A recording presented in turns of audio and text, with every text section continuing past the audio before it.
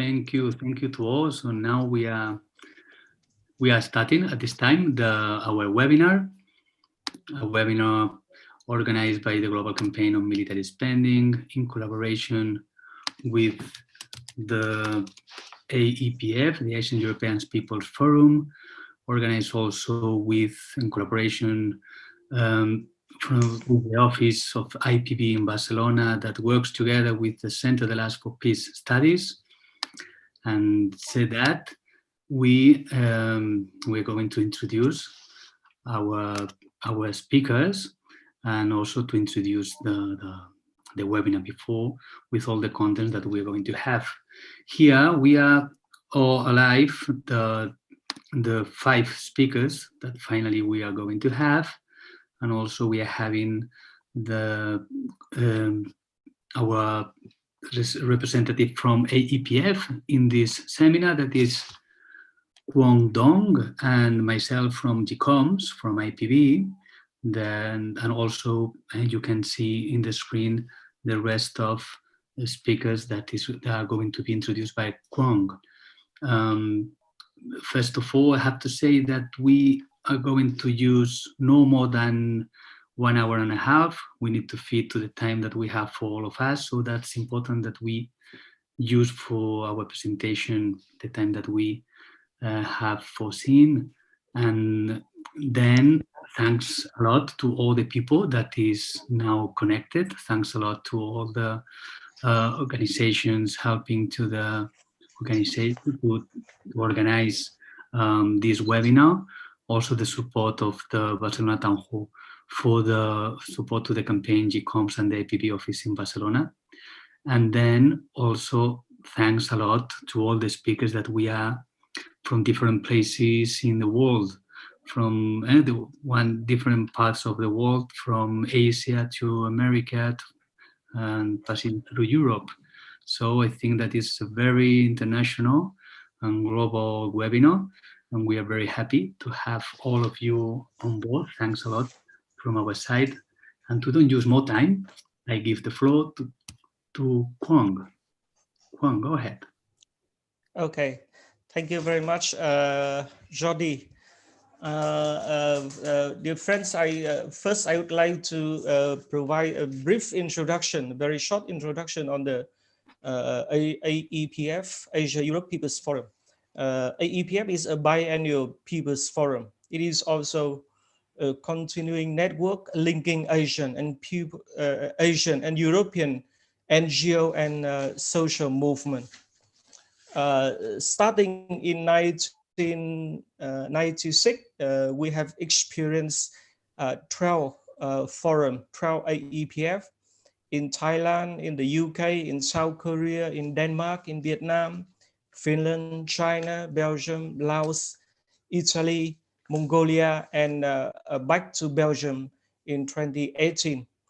The objective of the Asia-Europe People's Forum is contributing to work based on the concept of peace, participatory democracy, social justice, human rights, food sovereignty, sustainability, and people's rights to self-determination, and offering a space to link struggle and vision on alternative from both regions, and opening a new chapter for strengthened relation between people, organization in Asia and Europe, facilitating strategy and action of people on a variety of issues concerning both regions, and advocating a positive agenda of joint proposal and recommendation to ASEAN leader. And among the topics of the AEPF, peace and security has always been a very active working group or cluster of the People's Forum. And in peace and security cluster, we are dealing with a variety of issues from the abolition of nuclear weapons to the refugee crisis, nationalism, terrorism. We are against the use of force and promote a peaceful resolution of dispute in respect to international law. And of course, military spending cut is always one of the agenda of the Peace Security Working Group. After the AEPF 2018, we have developed a people's agenda for peace and human security. Among the recommendation, we have a very strong recommendation that we take serious steps to cut military expenditure and announce yearly reduction to and transfer resources to social need. And during our discussion of peace and security working group in the way forward, we have placed military spending cut priority campaign toward the AEPF 13 in 2021. That is some small introduction about AEPF and Peace and Security Working Group. And now we are going to the first speaker, Michael Klare. I would like to do a very short introduction. Michael Klare is a 5 colleague professor emeritus of Peace and World Security Study and director of the 5 College program in Peace and World Security Study. Holds a Bachelor of Arts and Master of Arts from Columbia University and a PhD from Graduate School of the Union Institute. He has written widely on the US military policy, international peace and security affairs, the global arms trade, and global resource politics. Today, he will be speaking about military doctrine and spending justification, how arms raising and military technology push mileage. So I'd like to invite Michael Klare, please. Oh, thank you very much. And greetings to all my fellow members of this beautiful panel. This morning, it's morning here, and I'm speaking to you from Northampton, Massachusetts. And I am speaking about military doctrine because I've come to feel over the many, many years, decades, that I have been involved in peace movement, in anti-military spending activity, and anti-war activity, that military strategic doctrine is crucial to all of what we do. By military strategic doctrine, I mean the overall strategic guidance that governs the size, the organization, the orientation, the disposition, and the armamentation of a nation's armed forces. It's not the same thing as grand strategy. You hear that term a lot. That's something that presidents and kings and monarchs and politicians generally weigh in on. Rather, military doctrine is the guidance that the military develops for its own use, to guide its own behavior. For example, in the United States, we have two crucial documents: the National Security Policy of 2017, which was published by the White House, and it's basically a summary of the speeches of Donald Trump. You know, what Donald Trump said made into doctrine. And nobody reads it because we all know what Donald Trump said. And it has really very little impact on policy. Then there's the National Defense Policy, the NDP, which was published in 2018 by the Department of Defense. And the NDP was written largely by former Secretary of Defense Jim Mattis. And this is the Bible for American military personnel and for the Department of Defense, and remains the case today.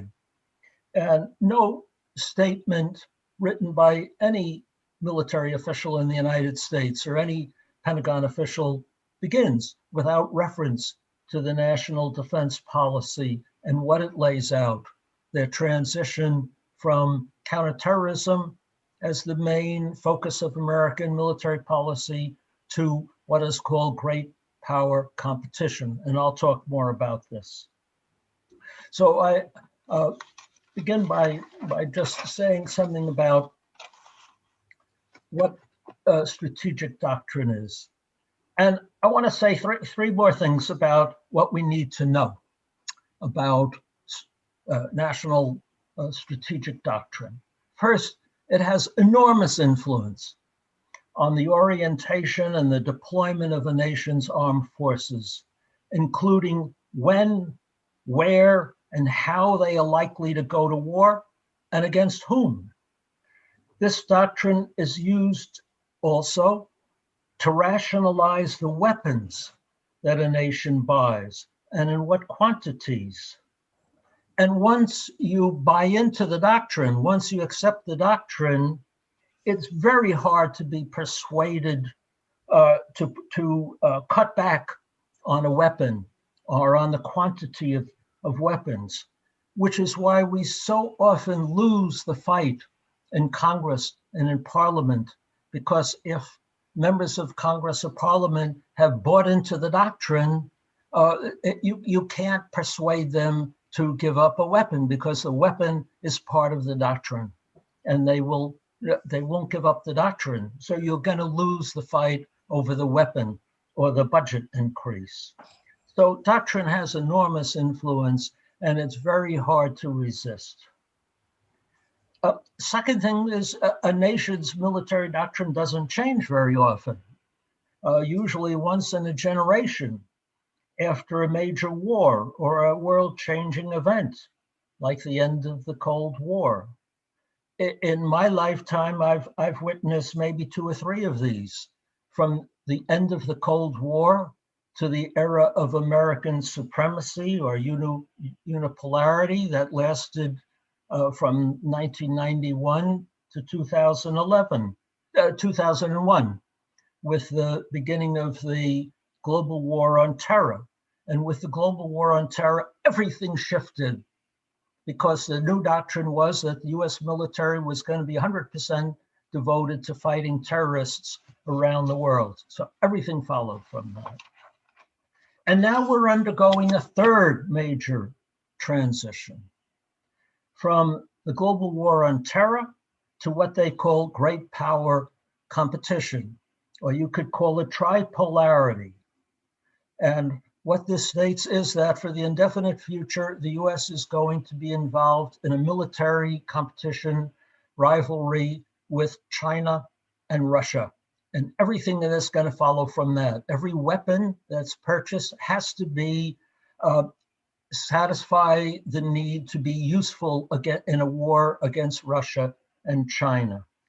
And we have to have enough of them to win a war against Russia and China, which is an extraordinary requirement in terms of cost. So this will have profound implications. And you have to say, the very same doctrine is being pursued by Russia and China. Their doctrine, military doctrine, is a mirror image of that of the United States, except in reverse. And NATO has the same. They all say that military affairs will be dictated from now on by military, political, economic, and technological competition between the US, Russia, China, and NATO. The only difference is that US doctrine says that the US must be prepared to fight and win a war against China and Russia. Russian doctrine says we have to be prepared to win a war with the United States and NATO. Chinese doctrine says we must be prepared to overcome a conflict with the United States. And the new NATO doctrine, which was unveiled this week on Tuesday, 2 days ago, says that NATO now must be geared up for a conflict with Russia and China now. That's NATO's new purpose. And if this wins, then that will be NATO's function for the next generation. And in the end, they envision a very similar world of all of these, of great powers preparing for major conflict at a very high level of violence. Now, I could break this down further, and I'll only speak for a few more minutes, but I want to make a few points about the implications of this. The first thing is we're talking about what you would call main force, force-on-force conflict, not proxy wars in some forgotten part of the third world. We're talking about the main forces of the major powers in direct confrontation with one another.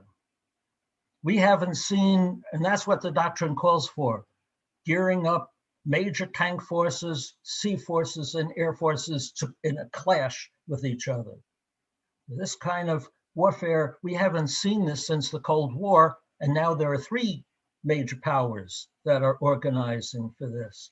So this is going to call for a requirement, a major buildup of heavy metal, as we say, you know, big pieces of metal, big ships, big planes, and so on.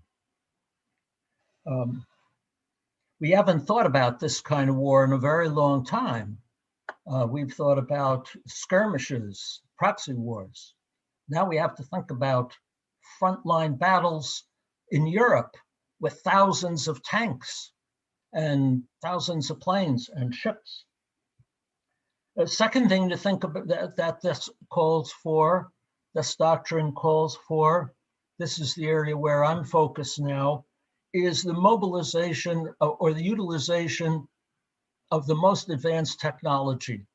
And this requires the weaponization of the most advanced technologies in society: artificial intelligence, robotics, autonomy, cyber, hypersonic weapons.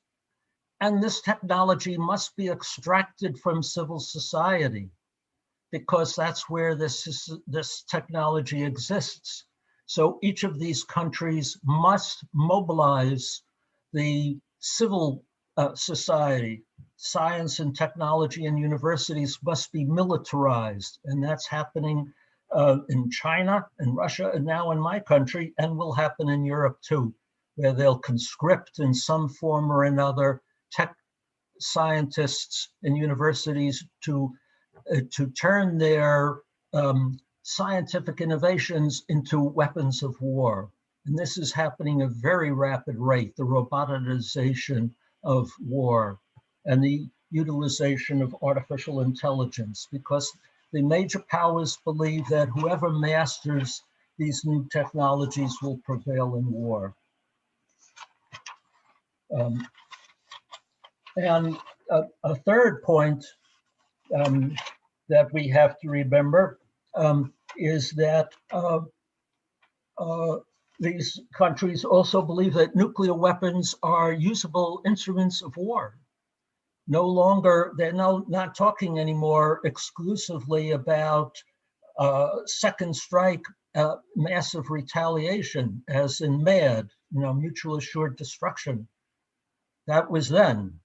Now they're talking about using nuclear weapons on the battlefield as instruments of war because the conventional forces are so powerful.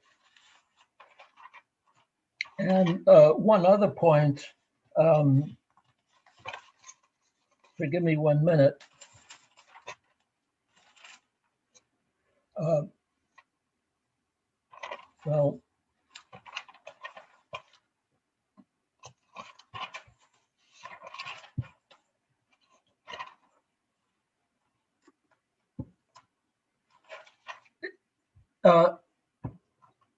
Also, this assumes a world of constant competition in a way that will overshadow everything else.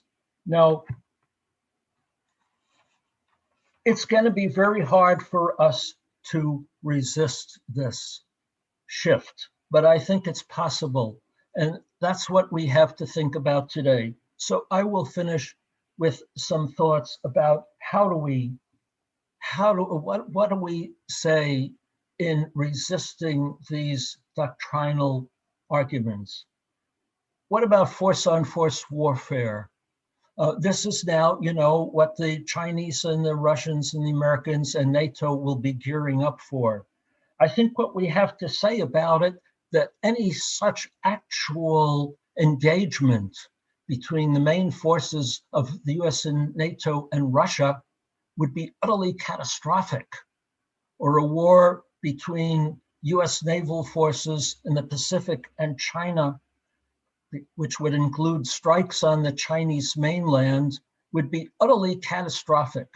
And because the forces on all three sides are now geared to fight and resist such a loss, if they were to lose with nuclear weapons, it means that such a clash would almost inevitably result in nuclear war.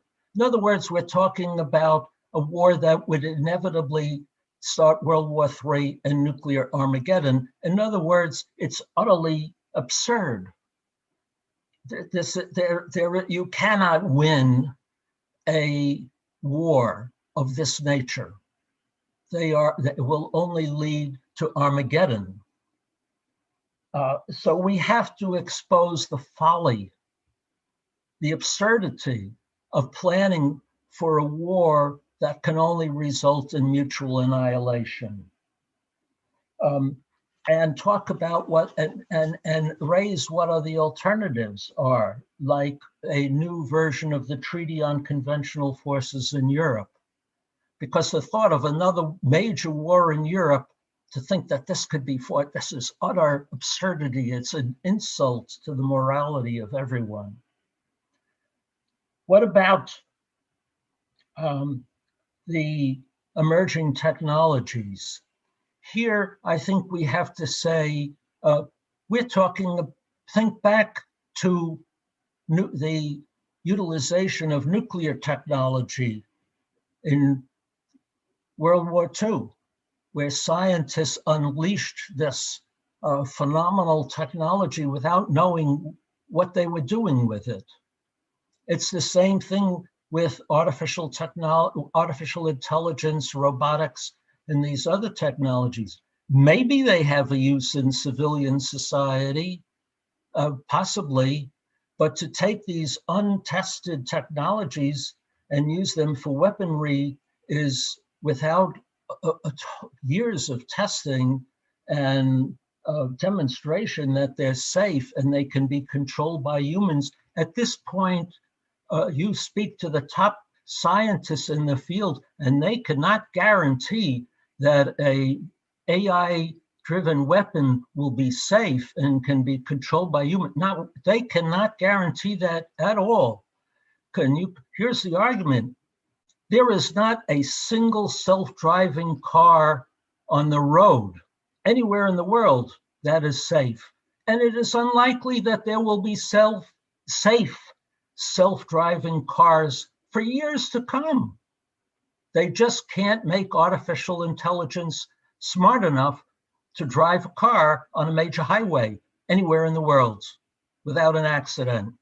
It's just not within our reach. So imagine having a self-driving technology and put it in a plane or a ship or a tank and giving it the power to slay hundreds, thousands, millions of people. This is insanity. We can't allow this. So that's the argument there. And finally, the other point I missed earlier was all of this is being accompanied by a new wave of nationalism and jingoism. If you read the doctrines coming from all these countries, they're increasingly fueled by hatred of the other. 5 years ago in this country, you did not see language that had an anti-Chinese character, that China was evil, that the Communist Party was evil, that these people are our enemies, and they're threatening our liberties. They were just our adversary. The same thing with Russia. But this kind of anti-Chinese, the China bad language is creeping into military doctrine everywhere on all sides.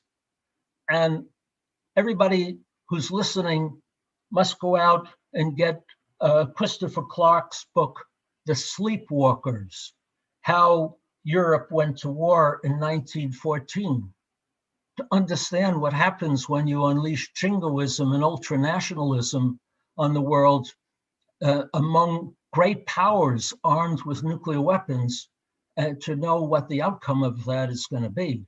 It's war, and in this case, nuclear war.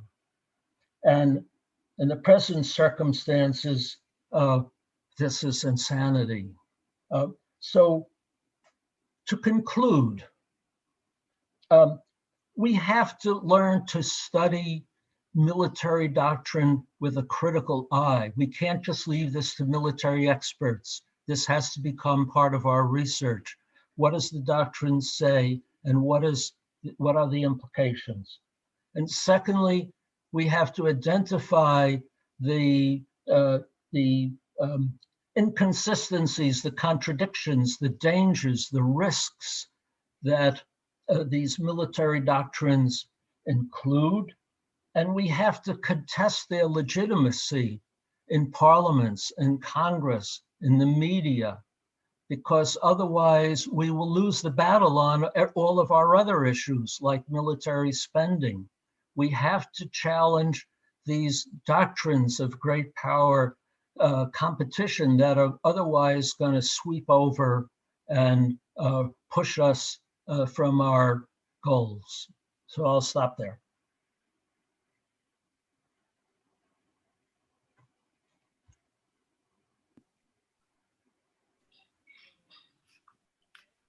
Cuong, your micro. Okay, sorry. Okay, thank you very much, Mike, for your analysis on the doctrine and the connection with the terrorism, the great power competition. I think that the upcoming, the next speaker will be having further analysis on this hot topic, the great power competition, and linking to the military spending and military doctrine. And I would like to remind all the speaker that please try to keep it no more than 12 minutes. And please forgive me if I have to remind you of the time.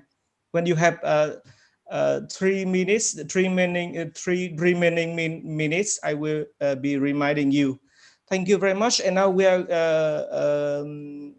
I would like to inviting the second speaker, Dr. Tarja Cronberg. She's a distinguished associate fellow with the CIPRI European Security Program. Cronberg has a long record of activity, both as an academic in security and peace study, and as a politician in foreign and security policy, with special focus on non-proliferation and nuclear disarmament. Most recently, she, as a member of the European Parliament Foreign Affairs Committee and Subcommittee for Security and Defense, worked with the Iran nuclear issue as the chair of EP's delegation for relation with Iran. In December 2013, she led the first delegation of the EP to Iran. Her subject expertise are security and defense, nuclear disarmament, regional security, military-civilian relation, missile defense, border study, technology, and sociology. And today she will be sharing the topic on the hindrance of moving money from the military to other causes, and talk about securitization, external threat, and whether or not the pandemic and climate change will ever be to move the money from the military. Now, please, Tarja Cronberg, the floor is yours. Thank you. While Michael was talking about how military doctrines sort of keep up the military expenditure, I will take a look at the sort of existential threats and how these are used in the military budgets and how they are dealt with in the political process. Not in detail, but just some general trends. But I thought I was going to be the fourth speaker, so everybody would have taken up all the military figures by this time. So since no one has mentioned any figures, I would just like to quote that the military is increasing its use of our resources. Right now, CIPRI, my organization, has calculated that compared to last year, 3.6% more was used on the military. And if you look for the whole decade, it's some over 7%. So we are increasing our military use of resources. And the critical question is, of course, how to try to cater for what I feel is the main question in this seminar, to the humanitarian needs and the like. Well, before I look at the question of securitization as a link between military budgets and human needs, I'd just like to remind you of the Cold War situation. After the Cold War, there was actually a situation where the Soviet Union collapsed, there was no enemy, and actually there was a great potential to reduce military expenditures. However, there was discussion about peace dividend, and a lot of researchers studied how to use the money now in schools, in education, and how to use the money in healthcare, and also calculated that this money used in healthcare or education would provide 4 to 5 times more employment. And so I did some studies in the aftermath of the end of the Cold War, and the peace dividend actually did not materialize. There was no money more in schools, there was no money more in healthcare and doctors. And I remember I was talking to one of the nuclear scientists in the United States, and he explained to me that the reason for this lack of funds was that actually the destruction of the weapons was much more expensive than building them. And actually nuclear weapons would cost 3 to 4 times more to destroy than to build, so the money was really needed.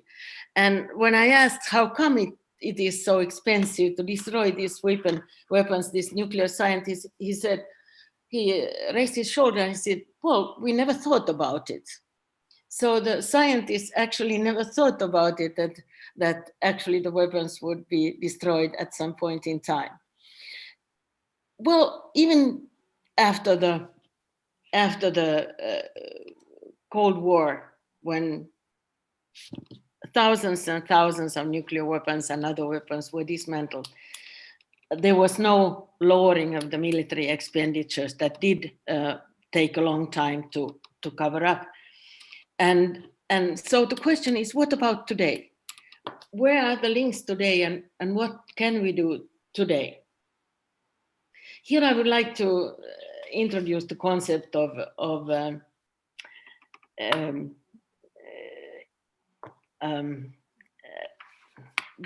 securitization, which is actually used in terms of linking military budgets to human needs. And securitization means that you define an existential threat and you sideline the political processes. So no normal political comparisons between sectors or use of funds is taking place, but rather there's an immaterial understanding that certain things are sort of outside the political process. And the military budgets are a question where actually they are defined as existential threats and not subject to, they are subject to some political processes, but not for comparison among education, schools and healthcare and so forth. So it is sort of a free ride in terms of the military processes. And I think many of us who live in Scandinavia have just experienced how combat fighters have been approved in all countries and are under now ordering.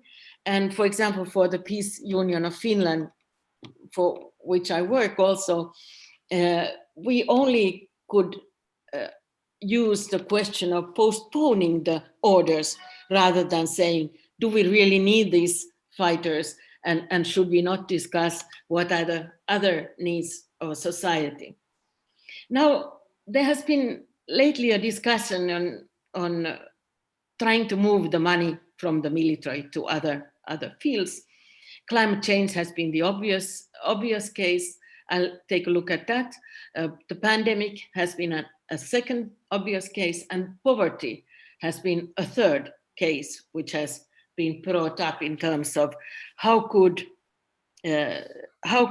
you either take the military into the normal process and desecuritize the military, or how could you securitize these other fields so that they could compete with the military in this sphere of securitization.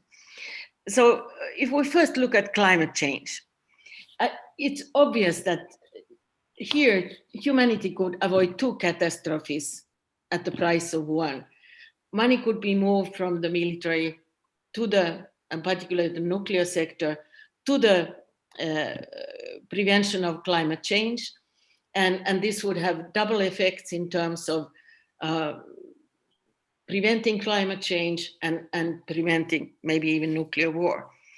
But this is not taking place. And there is some urgency. Greta Thunberg, I think, has been magnificent in terms of talking about this urgency. It's urgent for us to do something about climate change. And it's urgent for us to move some money from the military, where it actually is, to climate change. And she has talked to all the fora, from Security Council, European Council, to most of the NGOs, about the need to do something about climate change. And this is not taking place. Climate change is actually unprioritized in terms of, if you look at climate change being lifted out of the normal political processes as an existential threat, and looked at it in the way, what could we do outside the political process to promote climate change and thereby save us from a catastrophe. And this in spite of the fact that the storms are increasing in the United States and fires are taking its toll in Australia. So my first point here is that climate change has, and this is sort of for you as analytical instrument to think, the question to be asked here is, of course, why has the climate change not been able to take its place alongside with the military expenditures? The second question is more interesting in a way, that the pandemic, the question of health. You have all heard your politicians argue for how health is above everything, and we should not calculate the costs, and we are talking about the old age and the handicapped and people who are vulnerable in this situation. We are spending a lot of money. Not every country, there are differences between countries. But if I take my own societies here in the Scandinavian countries as examples, it has been a very, very forceful argumentation for making health an existential threat. And in a way, it has been successful. Actually, the normal political procedures are put aside, and actually the existential health has been securitized in a way which is actually giving now funds to healthcare, and necessarily so because it has been overburdened.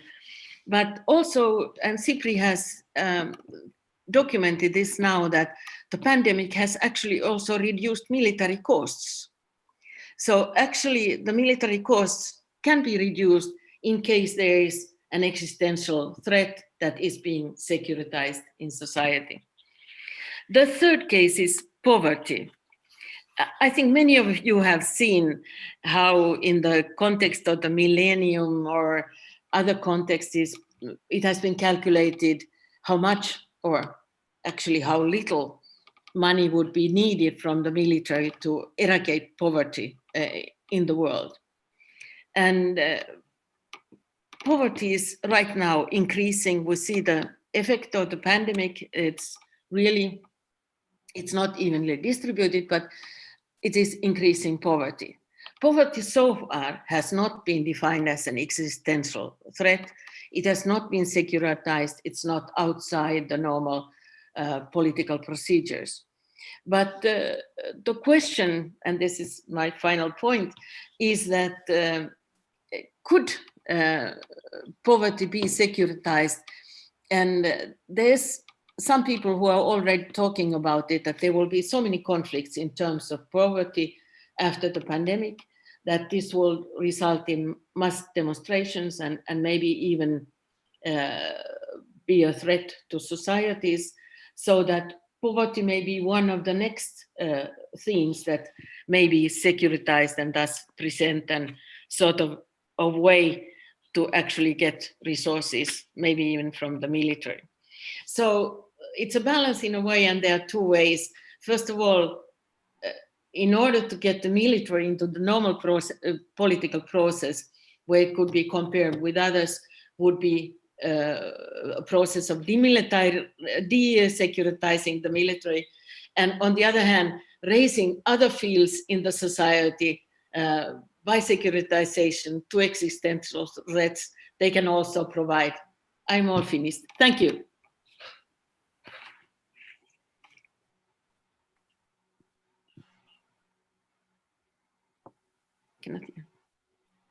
Micro again. Sorry.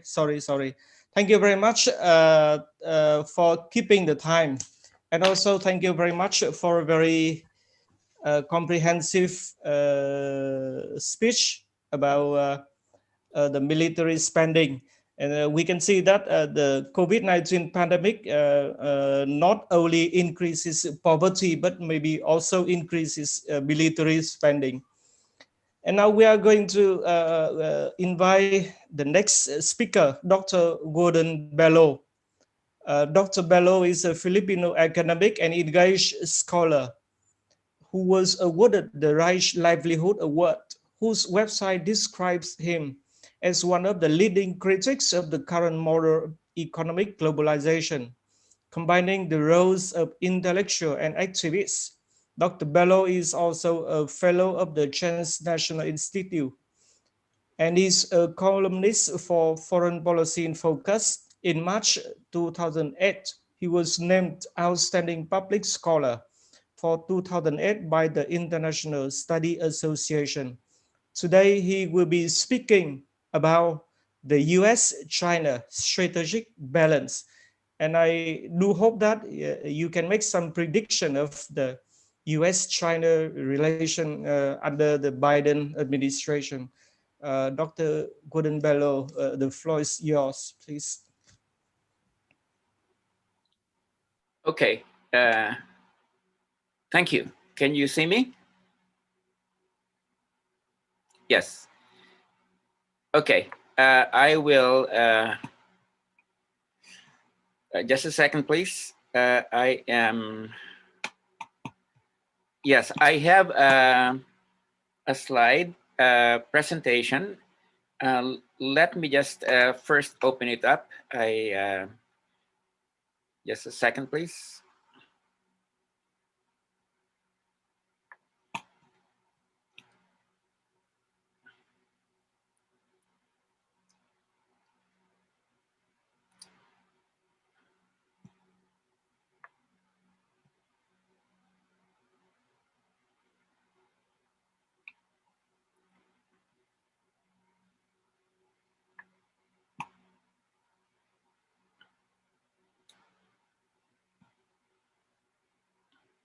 Okay, so can you see the, oh man, okay. Not yet. Can you see it now? Yeah, it's coming. Okay. All right. So thank you very much for having me here today to share this webinar with you. I am going to discuss the US-China strategic balance, and let me then begin.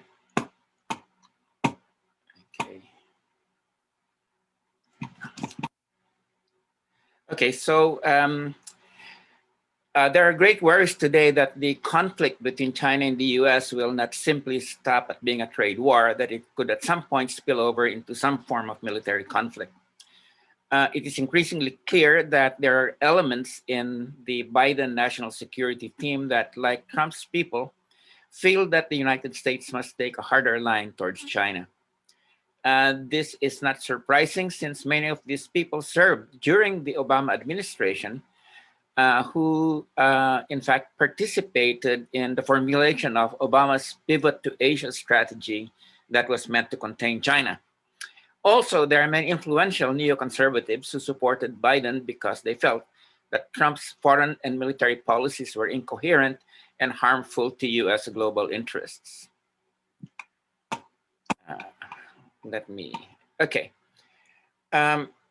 Comparing the US and China on military spending, in 2019, US military expenditure was about 3 times more than China's, $730 billion to $261 billion. The rise in military spending by the US was 5.3% from 2018, while that of China was 5.1%.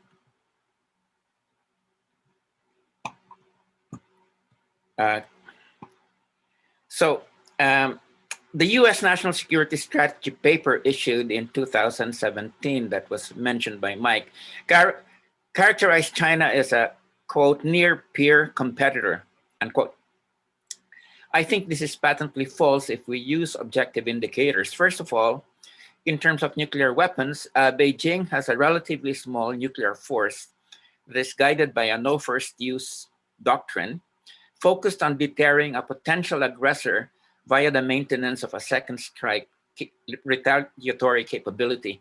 The US has vastly superior nuclear capabilities, and it has not adopted an NFU position. China has only about 260 nuclear warheads, while at the end of 2017, the US's nuclear arsenal contained approximately just under 1,400 deployed and approximately 4,000 stockpiled warheads. Second, China's conventional offensive capabilities are grossly inferior to that of the United States. 2 key indicators of a country's offensive capability are its overseas bases and its aircraft carriers. China has only 1 overseas military base, and that is located in Djibouti off the Gulf of Aden, from which it participates in anti-piracy activities. The US has scores of military bases surrounding China, 25 major bases and 60 other facilities spread all over Japan, 15 bases in South Korea, 3 bases in Guam, and 5 bases in the Philippines. In terms of aircraft carriers, China has 2 operational carriers with a Soviet-era design, while the US has 11 carrier task forces, one of them, the 7th Fleet, based in Yokosuka, Japan, which can easily be supplemented by another carrier task force from the Eastern Pacific in the event of conflict. US carriers, like the recently commissioned USS Gerald Ford, are the state of the art, far in advance of anything that China has been able to offer. Next slide, please. Third, even the Pentagon admits that Beijing's strategic posture is, quote, strategic defense, which is rooted in a commitment not to initiate armed conflict, but to respond robustly if an adversary challenges China's national unity, territorial sovereignty, or interests, unquote. US strategic posture, on the other hand, is offensive. It has 3 components. One is forward deployment, that is to push the presence of US military power as far as possible from the territorial limits of the United States and as near as possible to the borders of a likely enemy. Next, please. Second is a warfighting doctrine called Air-Sea Doctrine. A key document explicitly pointed to China as the enemy, and it called for kinetic and non-kinetic, in other words, both explosive and electronic strikes against inland command centers, radar systems, and intelligence gathering facilities, raids against missile production and storage operations, and blinding operations against Chinese satellites. It also said that China's, quote, seaborne trade flows would be cut off with an eye towards exerting major stress on the Chinese economy and eventually internal stress, unquote. Third, the US long-term strategic perspective is overmatched. According to my friend Mike Klare in an article in The Nation, quote, although reminiscent of containment in some respects, overmatch differs from Cold War strategy, not only because it presumes two and possibly more major competitors instead of just one, but also because it requires a perpetual struggle for dominance in every realm, including in trade, energy, and technology, and of course, Mike had mentioned this earlier too. Next slide, please. China's strategic dilemma is that large parts of the US military forces in the Western Pacific lie right on its doorstep, entrenched in bases on the so-called First Island chain or at sea in the forward deployed US 7th Fleet that traverses the East and South China Seas. Most of China's industrial infrastructure and population are located in the country's southeastern and eastern coasts, and thus are very vulnerable to US power in the event of conflict. China's response to this dilemma has been to push its maritime defenses outwards, placing anti-access, anti-denial weapons in maritime formations it seized in the South China Sea from countries like the Philippines. These moves were justified unilaterally by saying that 90% of the South China Sea belong to China.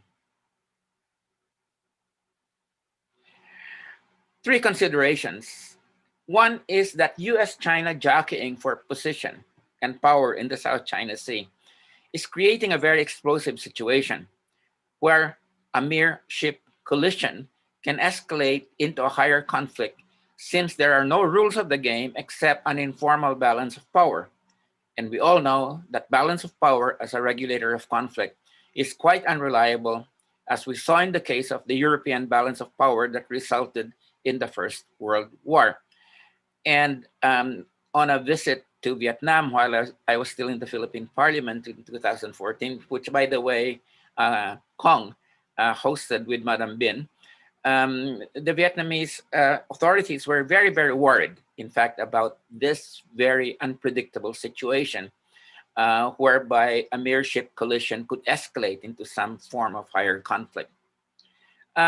Second, China's unilateral declaration that 90% of the South China Sea belongs to China and it's grabbing maritime formations there from other countries is brazenly unjust, since the other countries that border the South China Sea or West Philippine Sea also have equal rights to its waters and resources. In other words, China's defensive concerns are understandable, but the way it is moving to try to meet these defensive concerns are blatantly wrong and unjust.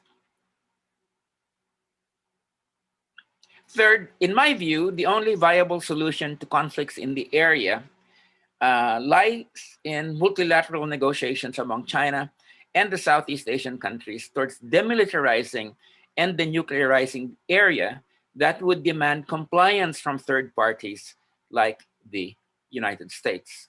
So that, in brief, is my presentation. And thanks a lot again for having me participate in this forum. Thank you very much, Dr. Walden Bello, about your presentation on the strategic competition between the US and China. And I would like to have more information on the China's recently that China is about to pass a law on the Coast Guard. They plan to ratify it in the upcoming meeting of the Parliament. And now we are going to the fourth speaker, Binalakshmi Bina. He was born in Manipur nation, currently located in India's northeast region next to Myanmar. He's an indigenous scholar, published author, and civil rights activist spearheading work on making women-led peace and disarmament meaningful to our lives. She is an author of 5 books, her 2 most recent being Where Are Our Women in Decision Making on UNSCR 1325 and Deepening Democracy, Diversity, Racial and Gender Violence in India. And today her speech will be focused on country-specific India, how the world's largest democracy is also in the top 5 military spender in the world, even as 500 million poor still remain unattended. And when the India Global Gender Index is at a dismal 112 spot, showcasing how the school nature military spending is making the world's largest democracy, India, a failure to protect its democracy, indigenous and minority communities, and leading to rise in gender-based violence and lack of social protection for the poor in health and other infrastructure. Nepram, please, the floor is yours. Yes, thank you. Good morning, good afternoon, good evening from everyone joining from all over the world. What a pleasure to be here and listening to Michael Klare, whom I quoted in my master's thesis in India when I was doing on the diffusion of armaments. So really happy to meet fellow panelists, Jordi, the International Peace Bureau, and the Asia-Europe Pacific Forum. What a delight to be here. As Michael was speaking about and making us all depressed about the absurdity of warfare and the planning of war going on, my mind was thinking of just 2 things. One is, we have, if weapons could make people safer, then America should be the safest nation in the world, right? But it isn't. It is a country with the most COVID cases, and currently 64 million have died, have been affected by COVID around the world, including in India as well as, and 1.4 million have died, the highest number of deaths since World War II. So we are at this stage where militarization is redundant when it comes to this global pandemic. And it's time that people pause, think, and do a resetting of our own minds before we become totally insane and absurd, as Michael has mentioned. So I thought this, I wanted to put it as a footnote.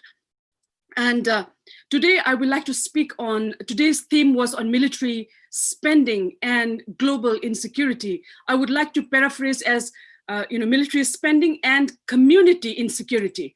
And the reason is, for many of us doing work on peace and disarmament, for us, it is not a project, it's not a university thesis. For us, doing this work is a commitment of a lifetime.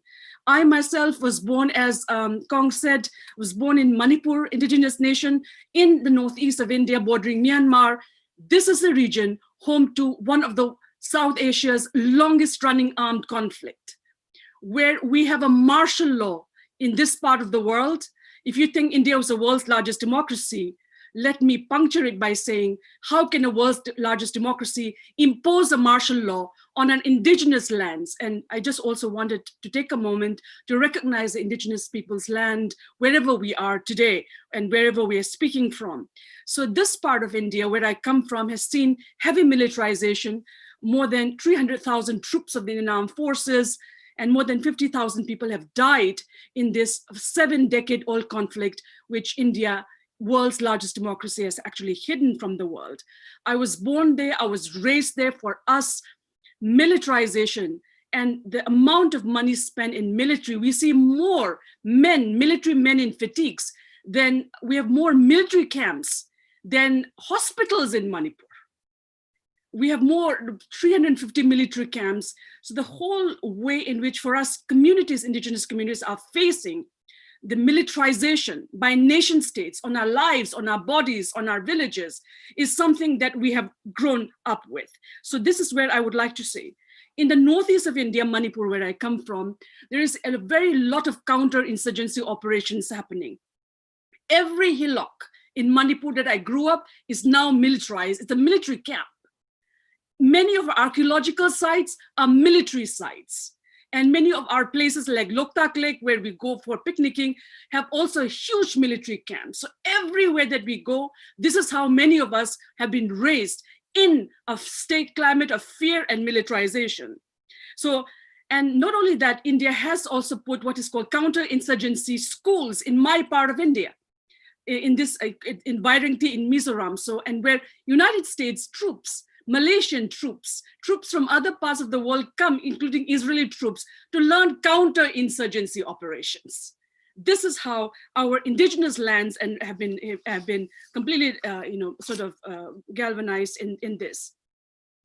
Now, the other thing that I want to share is militarization, how militarization and money poured in this kind of the way in which a nation state, which is violent to get its agenda set, has led to gender-based violence. I mean, I come from a state, again, where we have the case of Thangjo Manorama, who was picked up in the middle of the night by Indian paramilitary, and her dead body was found with several bullet wounds to destroy evidence of rape.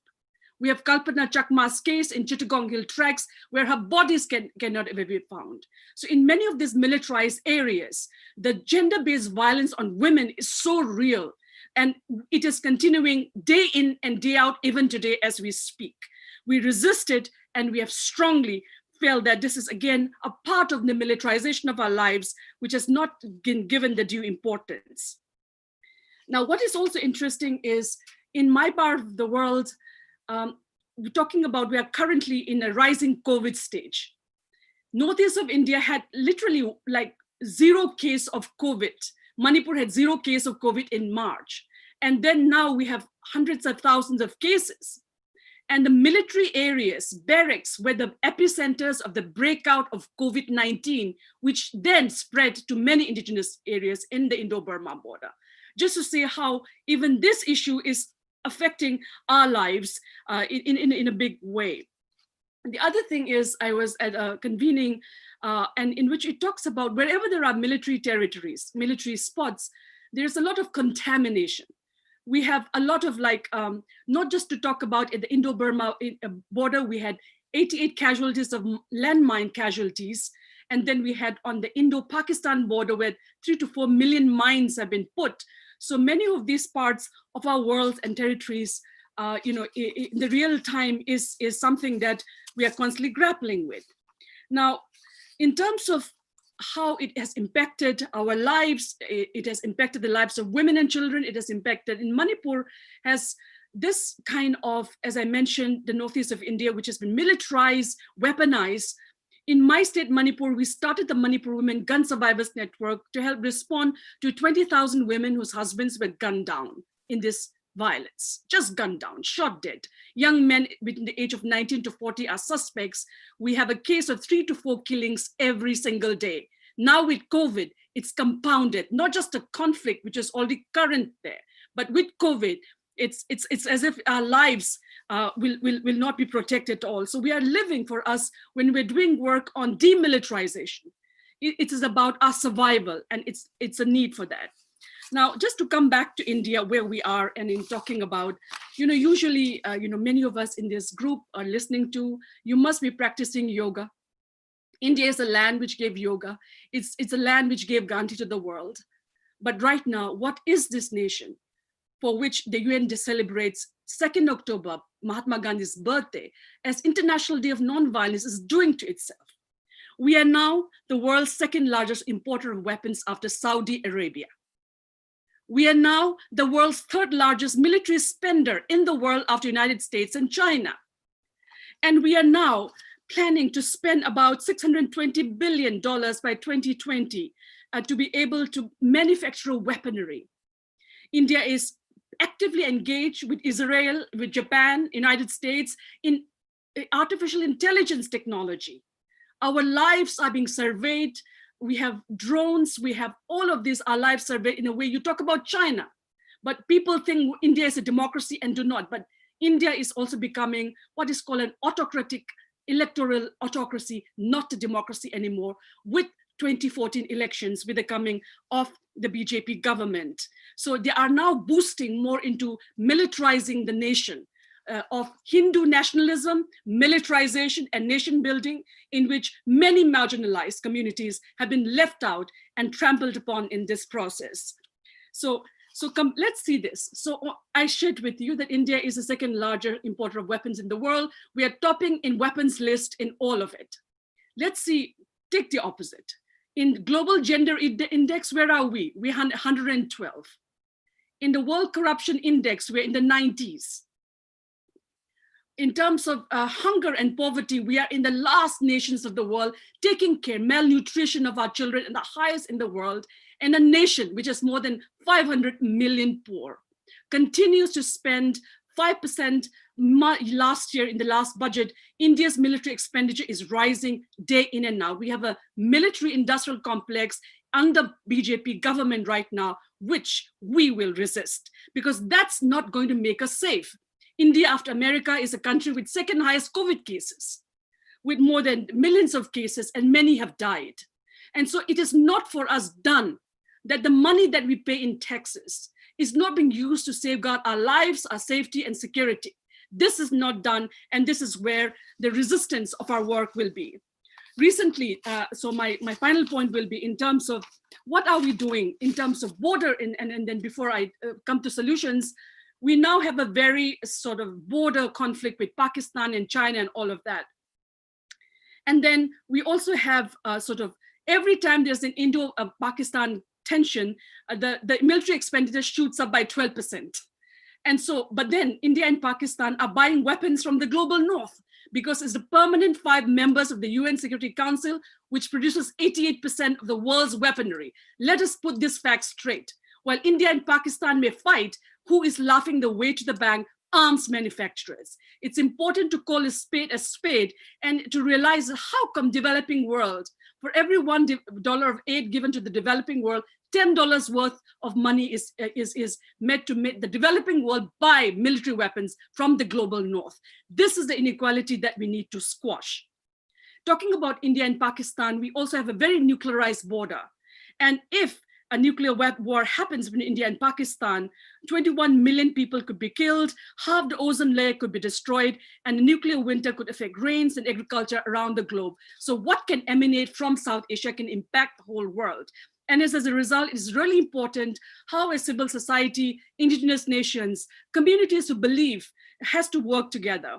For us, we set up the Control Arms Foundation of India, the first women-led disarmament movement in India in 2007, in which I'm a co-founder, to really do research, writing, analysis, and activism in this field. We cannot be just simple peaceniks stopping with a banner or a peace march. We have to be smart, we have to be strategic in the approach, as Michael said, to really squash the military doctrine, which is not saving our lives, rather destroying our lives. Recently, we had the 3rd Northeast India Women Peace Congregation, in which we adopted demilitarization of Northeast of India. We also started the Lay Down Your Arms campaign to ensure that women are. And so the important part of this factor is, as many have said, how do we galvanize this? We need to get our public aware of it, put pressure in our parliaments. We have raised, we have been working with Indian parliamentarians for the last 8 years to ensure that the bills are put so that we are able to question our government. If we do not question, they will do whatever they like. The government is what? Being the flag bearers of multinational corporations. As many as 8 multinational corporations are now benefiting from Prime Minister Modi's, Make in India campaign. It's like the Make America Great Again, Make in India campaign, which is about military production.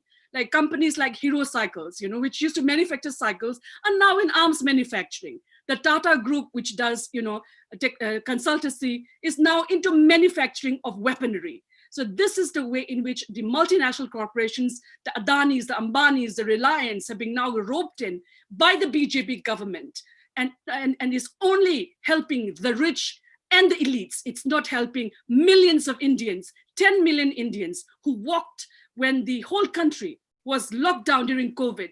10 million migrants walked to their homes because of no bus, no trains, and many of them died in this way. So this is a world paradigm. This pandemic It's a time for the world to reflect. It's for time for Biden and Modi to reflect together. It's time for China and America to reflect together and stop this building up of weapons of war. These war games are not going to, this has been gender unjust, many of this. So I would like to end by saying really an important paper in which we realized that how this militarization is actually linked with capitalism, racism, and patriarchy. We are talking about nation building. It's really important. This is important, and that's why we do a lot of work on gender and militarization. How do we ensure that women and all people of gender, men, women, we should be in this process of how militarization, capitalism, and how racism are closely linked. And I would like to end with a quote, as I mentioned, from which is, Wilf had shared it, and this is a quote from Dr. Martin Luther King. We all quote him, and let me also quote him now. When machines and computers, profit motives and property rights are considered more important than people, the giant triplets of racism, extreme materialism, militarism are incapable of being conquered. And then he further writes, a true revolution of values will lay hand on the world and save war. This way of settling differences is not just.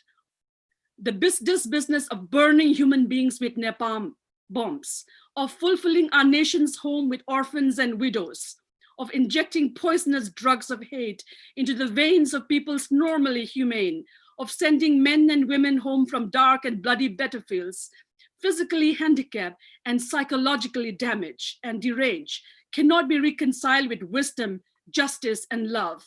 A nation that continues year after year to spend more money on military defense than on programs of social uplift is approaching spiritual death. And as a result, we have built what is known as the Global Alliance of Indigenous People to also find out an alternative process to indigenous forms of peace building, decision-making, indigenous forms of resistance towards a highly militarized neoliberal world where profit in militarization has become the rule of the game. So with this, we would like to join hands with all those who are tuning in to our panelists to be able to continue this journey. And I'm so grateful that the International Peace Bureau and all of people around the world are working towards and really looking forward to Barcelona next year for a real global convening and continue to prick the conscience. Let's continue to prick the conscience in our nation states, in our village councils, at the UN and around the world to say that no to war and our quest for peace is greater than the thirst for war. Thank you. Thank you very much. Thank you very much, Bina. Before we are inviting the last speaker, I would like to thank you for the question that our audience on YouTube have made. And I would like to remind other people, other audience on the YouTube, if you have any question or comment, please post on the top chat on the right side of the YouTube. And now we are going to the last speaker, Federico Mayor Zaragoza. He has held the political position of Undersecretary of Education and Science of the Spanish government from 74 to 75, and Minister of Education and Science from 81 to 82, and member of the European Parliament in 1987. In 1978, he became Deputy Director General of UNESCO and was elected the Director General of the organization in 1987, being re-elected again for the second term in 1993. And in 2000, he created the Foundation for a Culture of Peace. Now I'd like to invite Federico. The floor is yours. Thank you very much. Many, many thanks to all those that have organized this initiative. I think that is extremely important to raise our voice at this moment, because 30 years ago, in the very heart of Africa, we had already a very important meeting in UNESCO And we decided that the culture of peace must be in place of a culture of war, because we have had always from the very early centuries, we have also been under a culture of war. Si vis pacem para bello, mi vis vis prepare war. And at this moment, today, and this is inadmissible, today, $4 billion per day are invested in armament and military expenditures, while thousands of human beings are dying of hunger every day, most of them children from 1 to 5 years old, and of extreme poverty. And this is why? Because the sense we have today of security is only a territorial security, defense security. And what about the human beings that are living in these territories? They have no food, water, health, environmental care, education. This is exactly what the United Nations from the very beginning has always said. There are 5 priorities, and we need now a new concept of security. Security is not the territories. Security is a human security. Every human being deserves to have a dignified life. And it is for this that I think that the contributions to this meeting today have been extremely relevant and have been, I consider them very, very important, because now we can. Some years ago, we were unable to express ourselves freely. And we were only men. Women was completely marginalized some years ago. Now we are men and women. I remember when in 1996, I was in Pretoria with one of my best friends and the person that I love, that was President Nelson Mandela. And he told me that now the things can change, because he told women will be the cornerstone of the new era. And when I asked him why they will be cornerstone, he told me because women only exceptionally utilize this force, men only exceptionally do not. Therefore, now we can express ourselves freely, and we can go all together, women and men. And I think that the solution is multilateralism. Multilateralism is the only possibility to go ahead of the problems that today we have at the respect. In the year 1986, I was very close to President Gorbachev when he met with President Reagan in Reykjavik. And the proposal of President Gorbachev was the complete elimination of nuclear weapons. Complete elimination. As you know, was elimination of 70%, but Reagan said, no, we cannot go more on this, because we need to have always at least this for our capacity of defense at the worldwide level, etc. Therefore, today, the only possibility is, as it is said in the first phrase of the Charter of the United Nations, we the peoples. Today, we the peoples, we can.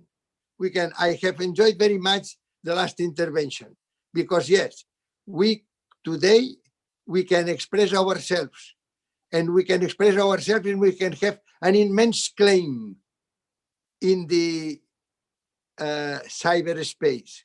We can today mobilize billions, millions of persons to say that now we need a new concept of security that is intolerable, that the human beings are dying with problems of health, of hunger, of lack of food. Therefore, many thanks for this possibility of addressing today this very, very interesting meeting.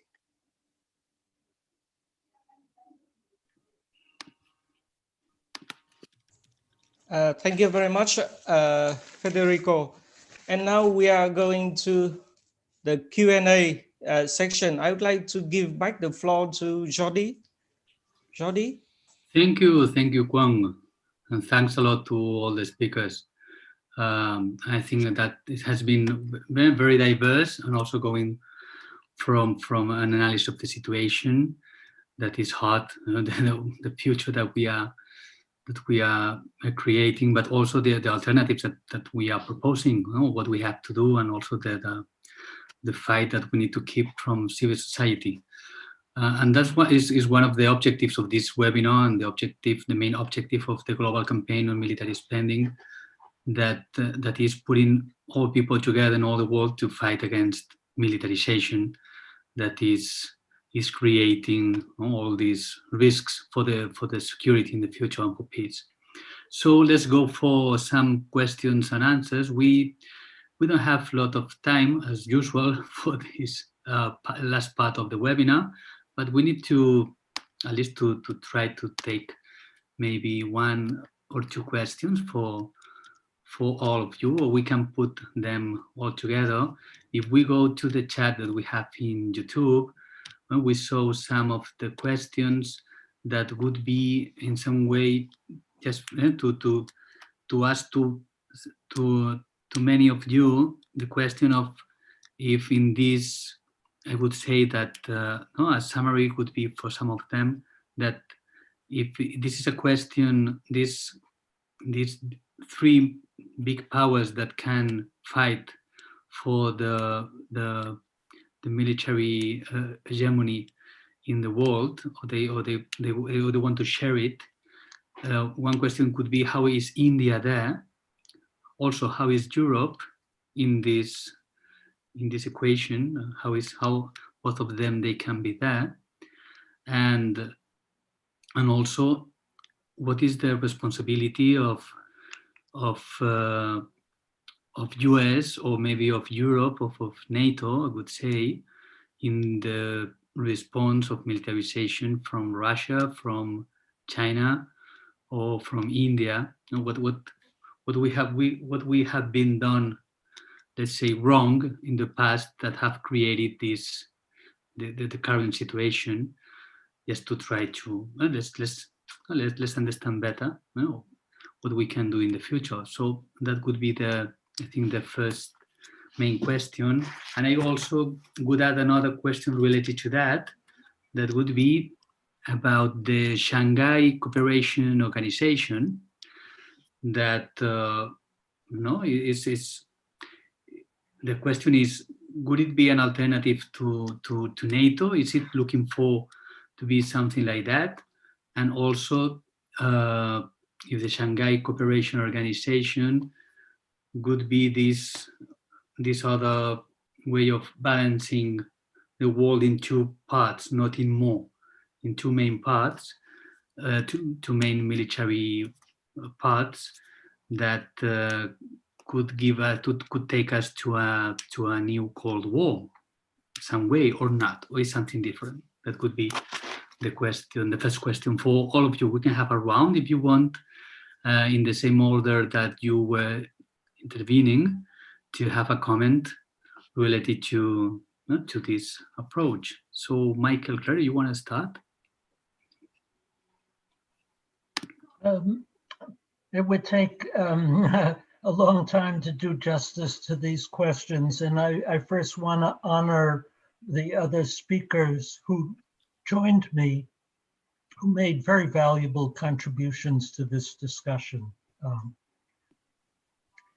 I'll just focus on one thing now in my comments, which is what I see is the rush towards a U.S.-China, a growing momentum towards a new Cold War between the U.S. and China, but also less so with Russia in this country, but a momentum towards a new Cold War with China, which extends to the military realm, to technology, to economics and trade, to science, but also to to attitudes towards people. There's, you know, where Chinese people no longer trusted in our laboratories. They're being denied immigration status and travel visas. But at the same thing is happening in China versus the United States, growing hostility towards Americans, but also American allies towards Australia now. And the US is trying to involve India. We heard about India's role. The US is trying to create an alliance of states, the Quad it's called, the US, Japan, Australia, and India, to encircle China. And in my mind, this, and of course, Walden spoke of this earlier, and so he will come back to this. Let me just say that I think that this could be the most dangerous thing that's happening in the world today, for the reason that Walden mentioned, that there are areas in the Pacific and the South China Sea, in the area around Taiwan, where there could be a collision at any moment.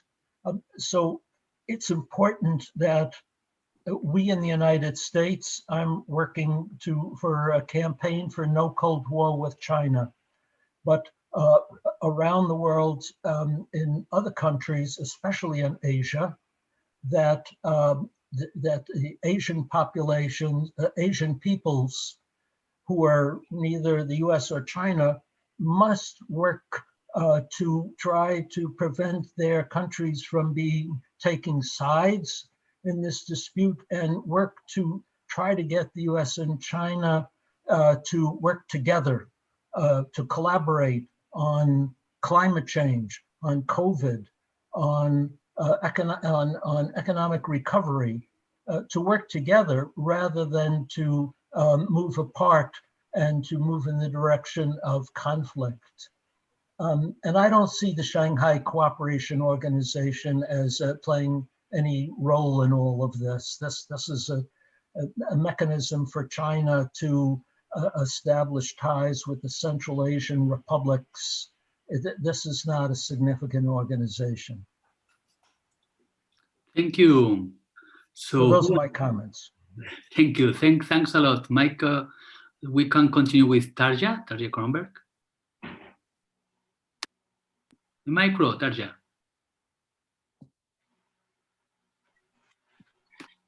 Two comments on one on the great power wars and second on the role of Europe. First of all, I think it's unfortunate that we sort of focus on the great powers and the China-US potential wars, and how the current president has sort of initiated this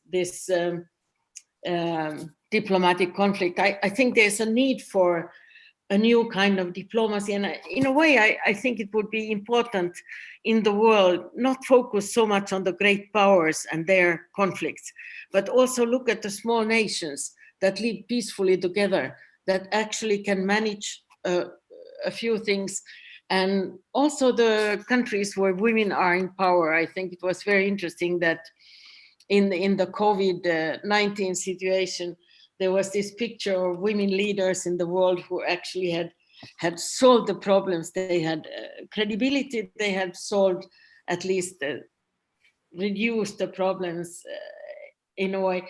So my feeling is that one should not go from this one great power fight to another great power fight, but rather to try to focus on other ways of living and how you can balance communities in a way that doesn't involve this kind of major powers. Second, about Europe, Europe has actually been one with sort of a lot of soft power, but also maybe less diplomatic force in the world. So first of all, I think one cannot equate Europe with NATO. And it's important to notice that not all European countries are members of NATO. And actually there are some smaller countries that want to work together with Russia and try to find diplomatic ways to cooperate. So in this sense, I guess my point would be try to not only focus on the great power conflict, but also find the ways people live together in a more balanced way and in peace. Thank you. Thank you. Thanks a lot, Tarja. We can continue with the comments from Walden. Bello. Go ahead. Yes, thank you very much. Yes, just a few thoughts on the in response to the questions that were raised. First of all, I think that on climate change, I think this is an area where I believe a number of major powers can really this is an area where cooperation can be undertaken in a serious way that can then be expanded to other areas, including possibly arms control. And I think the fact that I think that the Biden administration is most likely going to rejoin the Paris Accord. And I think that is a quite welcome development, and hopefully in these negotiations, I think that we would be able to really, civil society as well as the other countries can really begin to move forward on real substantial reductions in carbon emissions. But my point here is that if we can get cooperation on the climate front, a very serious cooperation that can be expanded, hopefully, to other areas that can affect other areas. So like military spending and etc. So that's the first thing that I would like to say, that that the election of Biden in a way is gives us some hope in this direction. The second thing that I would like to raise here is the China-US sort of rivalry at this point in time, and of course there are many dimensions to this. Cuong and I, Vietnam and the Philippines, of course, have we felt that we've been in the center, in the crossfires of this conflict, between these two powers. But again, my sense is that the only way that we can indeed affect, this conflict in this area is by a determined push for multilateral negotiations, for demilitarization and denuclearization, and the withdrawal of foreign bases in the area. And of course, we would be demanding compliance from third parties like the United States. So, of course, that seems like that might not be in the horizon in the short term. But nevertheless, I think that, for instance, if the Association of Southeast Asian Nations are able to get their act together and really move solidly together, then this would be a very important factor that could induce China to begin to listen to and participate in more serious efforts to really have a functioning code of conduct in the area, and not only China but the United States. And so my last point really relates to that. Multilateralism is really very important at this point, and multilateralism is indeed a very, very effective or is the way to go, and not just have this. We're very worried about this balance of power kind of politics that we have, for instance, in East Asia, which is unregulated. And as we all know, balance of power, which is unregulated, can, result in major tragedies, like, for instance, during the First World War in Europe. So we have to have multilateral solutions and not just leave it to informal balance of power type arrangements that can be really quite unstable. The last point I would just like to make, again, for the Western Pacific is, in a way, Trump's record here was incoherent and inconsistent. Okay. On the one hand, of course, he advanced his anti-China policy. We had the deployment of anti-missile defense system in South Korea, aimed at both North Korea and China.